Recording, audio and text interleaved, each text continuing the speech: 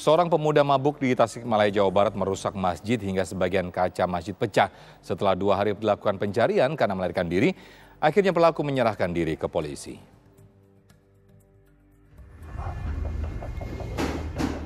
Masjid Jami Al-Hidayah di Kampung Cikiara, Kelurahan Panglayungan, Kecamatan Cipedes, Kota Tasikmalaya, Jawa Barat dirusak pemuda mabuk pada hari Rabu lalu. Akibat kejadian, kaca jendela masjid bagian kiri depan pecah dan diduga dipukul secara keras. Pecahan kaca berhamburan hingga ke sisi kanan masjid. Insiden perusakan terjadi pada tengah malam.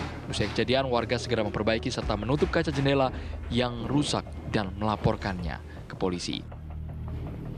Petugas yang tiba di lokasi segera mendatangi rumah pelaku yang tidak jauh dari TKP. Mulanya pelaku tak mengakui perbuatannya. Setelah diinterogasi kembali, akhirnya pelaku mengaku telah melakukan pemukulan kaca jendela masjid dengan tangan. Saat dibawa ke kantor polisi, pelaku melarikan diri. Setelah 2 hari dilakukan pencarian, akhirnya pelaku menyerahkan diri Jumat pagi. Yang bersangkutan dan supaya menghimbau kepada yang diduga pelaku ini segera menyerahkan diri. Dan alhamdulillah pada hari ini 2 hari pasca kejadian yang bersangkutan yang diduga pelaku datang ke Polsek Inihiyang diantar oleh pamannya. Pelaku melakukan aksinya tanpa motif apapun. Pada saat kejadian, pelaku berada di bawah pengaruh minuman keras. Selama melarikan diri, pelaku berpindah-pindah tempat ke rumah saudaranya yang ada di wilayah Kabupaten Tasikmalaya. Dari Tasikmalaya, Jawa Barat, Denden Ahdani, TV One mengabarkan. Ya, untuk mengetahui informasi terkini dari kasus ini, kita sudah terhubung dengan Kapolsek Indihiyang Tasikmalaya, Kompol Haji Iwan. Selamat sore, Pak Iwan. Selamat sore, Mas. Ya, ini motif dari apa yang dilakukan oleh pemuda mabuk ini apa sebetulnya, Pak, merusak masjid ini, Pak? Ya, setelahnya yang bersangkutan menyerahkan diri, kita lakukan pendalaman bersama penyidik di Polsek Inihiyang. Dan dari pendalaman itu, yang bersangkutan, yang berinisial H ini, yang diduga pelaku, maksud saya, itu memaparkan tentang awal mulanya.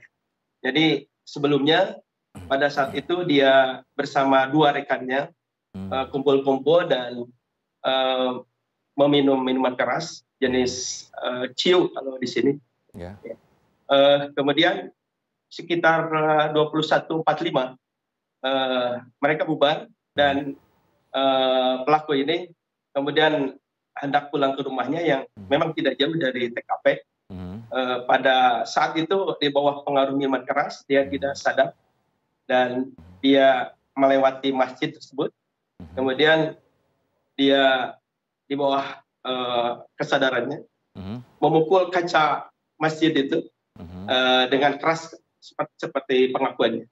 Dan setelah itu dia pulang ke rumahnya dan tidak tidak merasa bersalah, tidak merasa melakukan sesuatu karena memang dia di bawah pengaruh minuman keras.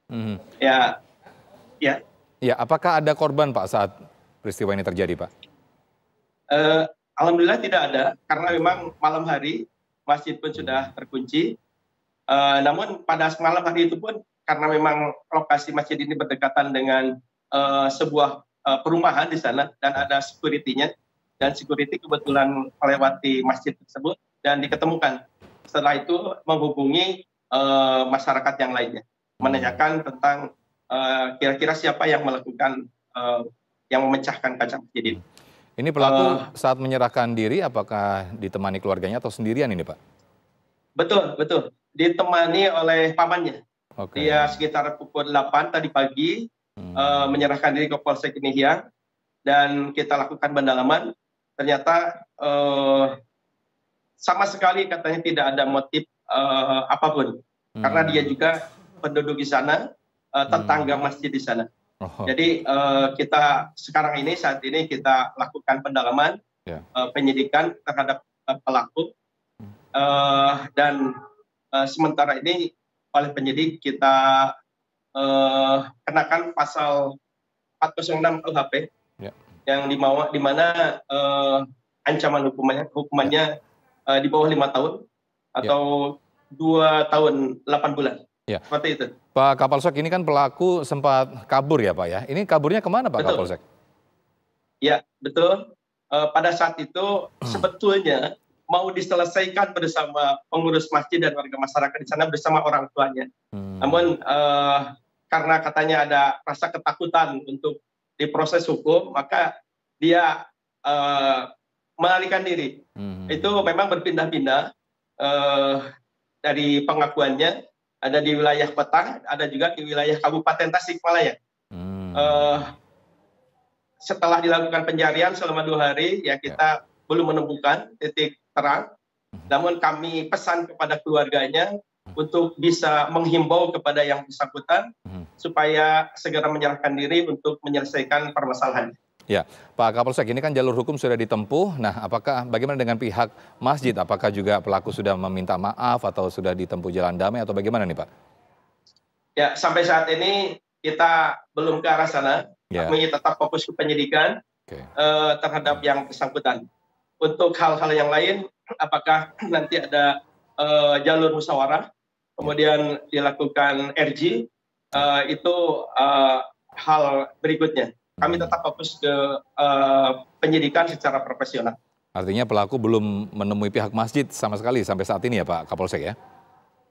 Ya, karena pelaku masih didalami, sedang disidik oleh unit reskrim. Termasuk pemeriksaan tes urin, apakah juga sudah dilakukan Pak Kapolsek? Oh belum, untuk tes urin belum. Nanti apakah kita juga akan dilakukan nanti Pak? Iya, akan dilakukan. Oke. Untuk mengetahui apakah ada unsur-unsur lain selain minuman keras, mungkin dari obat-obatan terlarang dan lain sebagainya. Saya kira itu.